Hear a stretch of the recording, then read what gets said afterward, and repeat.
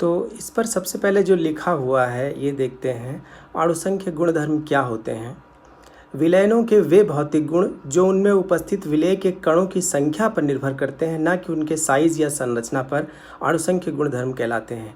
तो विलयनों के ये भौतिक गुण क्या होते हैं? भौतिक गुण अर्थात जैसे कोई विलयन है, वो जब किसी से अभिक्रिया न करे, अभिक्रिया करने के पश्चात जो उसमें गुण आते हैं, जो पदार्थ बनता है, वो सब रासायनिक गुण होते हैं।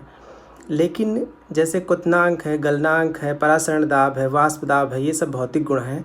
तो ये विलयनों के वे भौतिक गुण जो उनमें उपस्थित विलेय के कणों की संख्या पर निर्भर करते हैं। हमने विलयन में कितना विलेय मिलाया है, इस बात पर ये गुण निर्भर करते हैं। तो कण छोटे छोटे हैं विलेय के कि बड़े बड़े हैं, उनकी संरचना कैसी है, इस बात पर नहीं, बल्कि अगर हमने ज़्यादा विलेय मिला दिया तो इन गुणों में ज़्यादा वृद्धि देखने को मिलती है या कमी देखने को मिलती है। तो ये गुण जो है विलेय के कणों की संख्या से प्रभावित होते हैं। ये गुण कौन कौन से हैं? वाष्प दाब का आपेक्षिक अवनमन, क्वथनांक का उन्नयन, हिमांक का अवनमन, परासरण दाब। तो वाष्प दाब का आपेक्षिक अवनमन मतलब कमी, क्वथनांक का उन्नयन मतलब क्वथनांक का बढ़ जाना, हिमांक का कम हो जाना, अवनमन, परासरण दाब। तो ये सब ये जो गुण हैं ये भौतिक गुण हैं और इसके लिए विलयन की किसी से अभिक्रिया नहीं करानी पड़ती है। तो ये सब गुण हम उसमें कितना विलेय मिला रहे हैं इस पर निर्भर करते हैं। तो विलयन बनाने के लिए, जैसे कि हम पहले बता चुके हैं, किसी शुद्ध द्रव में विलायक में विलेय मिलाते हैं। तो विलेय को बहुत ज़्यादा नहीं मिलाना है, तनु विलयन ही रखना है, क्योंकि ये सारे जो गुण हैं ये तनु विलयनों से संबंधित हैं। तो पहला जो अणुसंख्य गुणधर्म है, कॉलिगेटिव प्रॉपर्टी, वाष्प दाब का आपेक्षिक अवनमन, तो सबसे पहले उसको समझना है। इंग्लिश में इसे relative lowering of vapour pressure कहते हैं। तो वाष्प दाब का आपेक्षिक अवनमन यानी कम हो जाना, आपेक्षिक कमी। तो ये क्या चीज़ होती है? तो जैसे विलयन बनाने के लिए हम जानते हैं कि जब किसी शुद्ध द्रव में, शुद्ध द्रव क्या है? विलायक। तो जब किसी शुद्ध द्रव में कोई अवाष्पशील विलेय मिलाते हैं, अवाष्पशील कैसा? जैसे हमने पानी में चीनी मिला दिया, तो अगर उसको हम गर्म करेंगे या उसमें से पानी वाष्प बनकर ऊपर उड़ेगा तो वेपराइज होगा, तो चीनी तो वेपराइज हो नहीं जाएगी। तो चीनी क्या है? अवाष्पशील है। तो कोई भी विलेय हम जो मिलाते हैं वो वाष्पशील ना हो। तो जब किसी शुद्ध द्रव में कोई अवाष्पशील विलेय मिलाते हैं तो शुद्ध द्रव विलायक का वाष्प दाब कुछ कम हो जाता है, इसे वाष्प दाब का अवनमन कहते हैं। तो वाष्प दाब में कमी आ जाती है। जैसे कि पहले वाष्प दाब के बारे में बता चुके हैं कि कोई भी द्रव होता है उसे बंद पात्र में रखते हैं एक निश्चित ताप पर, तो जो ऊपर वाष्प बनती है वो जो चारों तरफ दाब उत्पन्न करती है उस खाली जगह में या द्रव की सतह पर, उसे वाष्प दाब कहते हैं। तो प्रत्येक द्रव में प्रत्येक ताप पर कुछ न कुछ वाष्प दाब होता है। तो जैसे इसमें विलायक शुद्ध हमने ले लिया है, शुद्ध द्रव ले लिया है जिसे हम विलायक कह रहे हैं, ये बंद पात्र में है, यहाँ दाब मापी लगा है। तो इसमें जो भी वाष्प बनेगी वो P0 कहलाएगी। तो P0 जो है ये शुद्ध द्रव के लिए है और इसमें कुछ भी विलेय नहीं मिला है। तो यहाँ पर हम शुद्ध द्रव का वाष्प दाब P0 ले रहे हैं और ये जो वाष्प दाब है ये प्रत्येक द्रव का अपना अलग अलग होता है, लेकिन यहाँ पर जो हमने लिया है द्रव शुद्ध रूप से विलायक लिया है उसका P0 है। और जब उसमें हमने कुछ मिला दिया तो अब जब रीडिंग लेंगे तो P आएगा, तो उसका वाष्प दाब P आएगा। उसमें डायग्राम में जो नॉट है P के साथ जो 0 लगा है सबस्क्रिप्ट में, उसको ऊपर लगना चाहिए लेकिन नीचे लगा है, तो उसको समझिए। वाष्प दाब में कमी क्या हुई? पहले P0 था, अब P हो गया, तो कमी आ गई क्योंकि हमने विलेय मिला दिया। विलेय के अणु जो है द्रव में जगह जगह जो फैल गए हैं उसकी सतह पर कुछ क्षेत्र उस घेरते हैं, इसकी वजह से उतनी वाष्प नहीं बन पाती विलायक की। तो P0 माइनस P ये कमी है, यानी पहले P0 था, P हो गया, तो कितना कम हो गया? P0 minus P। और सापेक्ष रूप से अगर देखें, पहले प्रारंभ में कितना था? P0 था, तो P0 minus P upon P0 जो है ये आपेक्षिक कमी है, आपेक्षिक अवनमन है।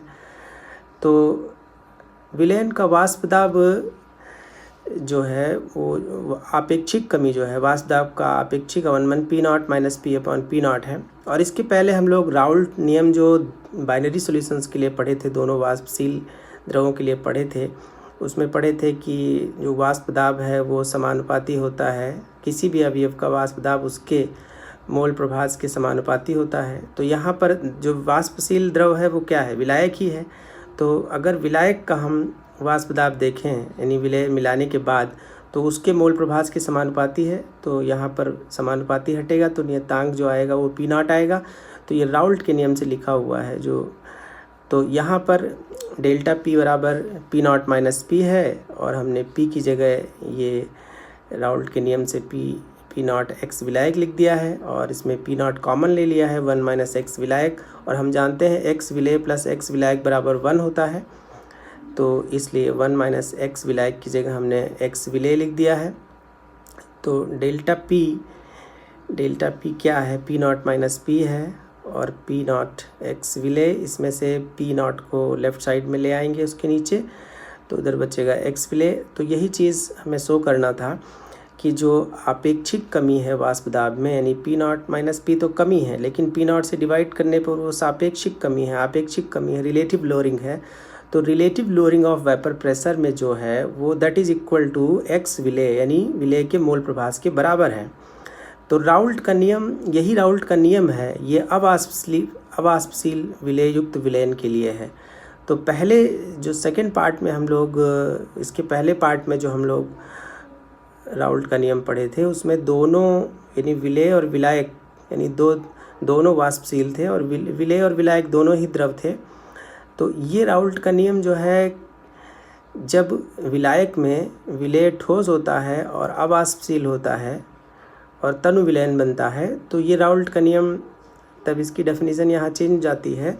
तब ये राउल्ट का नियम क्या होता है, ये जो भी न्यूमेरिकली लिखा हुआ है, फॉर्मूला लिखा हुआ है, उसी को शब्दों में हम लिख रहे हैं कि अवाष्पशील विलेय युक्त विलयन के लिए, यानी ये राउल्ट का नियम अवाष्पशील विलेय युक्त विलयन के लिए है। इस नियम के अनुसार, यानी राउल्ट के नियम को हम ऐसे डिफाइन कर सकते हैं, किसी शुद्ध द्रव या विलायक में अवाष्पशील विलेय कैसा हो, अवाष्पशील हो। किसी शुद्ध द्रव या विलायक में अवाष्पशील विलेय उपस्थित होने पर, यानी दोनों वाष्पशील नहीं होना चाहिए, विलेय जो है अवाष्पशील होना चाहिए, तभी ये राउल्ट का नियम काम करेगा, तभी ये राउल्ट का नियम जो है ये सूत्र वैलिड होगा। तो किसी शुद्ध द्रव या विलायक में अवाष्पशील विलेय उपस्थित होने पर शुद्ध द्रव के वाष्प दाब का आपेक्षिक अवनमन,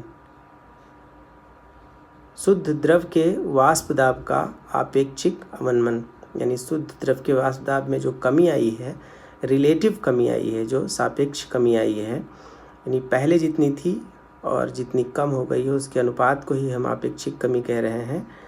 तो पी नॉट माइनस पी कमी है, और पहले कितना था वाष्प दाब, पी नॉट था, तो ये जो कमी है यानी वाष्प दाब में आपेक्षिक अवनमन है, ये एक्स विलेय के बराबर है। यही राउल्ट का नियम है, जिसमें से पी नॉट शुद्ध द्रव का वाष्प दाब है, यानी विलायक का वाष्प दाब है, और ये वाष्प दाब किसी निश्चित ताप पर लिया गया है। जैसे कि अगर हम जल की बात करें, तो अगर ये 1 एटीएम पर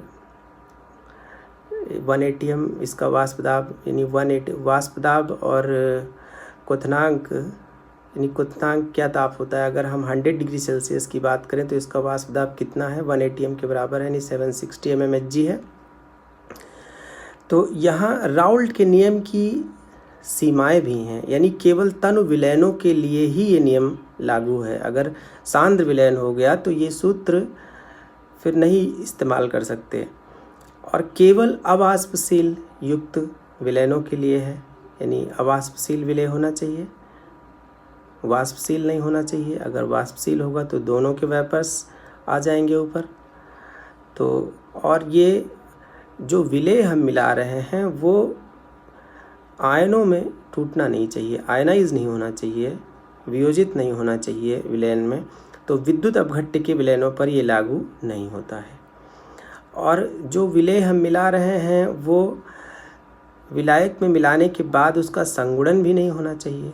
संगुणन मतलब जैसे हमने 100 कण मिलाए विलेय के, तो ऐसा ना हो कि वहाँ 2-2 कण जुड़ के 50 कण बन जाएं, यानी संगुणन यानी एसोसिएट ना हो जाए, विलेय के कण जुड़ करके बड़ा कण ना बना ले, क्योंकि संख्या पर निर्भर है, ये अणुसंख्य गुण है, इसलिए जो है संख्या चेंज नहीं होनी चाहिए। जितने कण हम मिला रहे हैं विलेय के, उससे कम या ज़्यादा अगर हो गए विलयन में तो फिर ये सूत्र लागू नहीं होगा।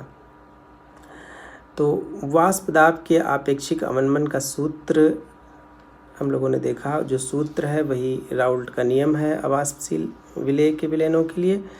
तो इससे हम क्या कर सकते हैं, इस सूत्र से हम किसी अज्ञात विलेय का, यानी अगर कोई विलेय पदार्थ है जिसका हमें अणुभार नहीं पता है, तो उसके अणुभार का हम निर्धारण कर सकते हैं।